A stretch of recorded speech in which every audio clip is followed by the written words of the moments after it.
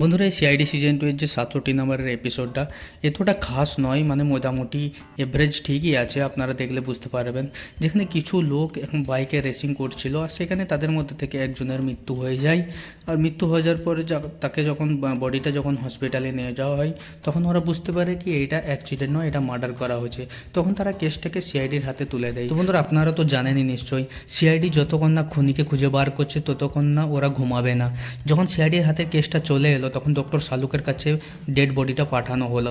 তখন ডক্টর শালুকে বুঝতে পারলো একে কেউ মার্ডার করেছে, আর তার চোখের মধ্যে একটি মেটেল বল ঢুকে আছে।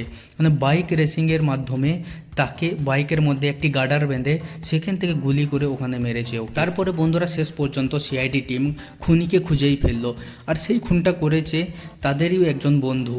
তো বন্ধুরা আপনারা যাও আর গিয়ে এই এপিসোডটি পুরোটা দেখো। 45 মিনিটের এপিসোডটি আছে, খুবই ইউনিক কাহিনী, খুবই ভালো স্টোরি। আপনারা না দেখলে বুঝতে পারবেন না। তো এইরকম ধরনের এপিসোডের জানকারি পেতে গেলে আমাদের চ্যানেলটিকে সাবস্ক্রাইব করে রাখুন। ধন্যবাদ বন্ধুরা।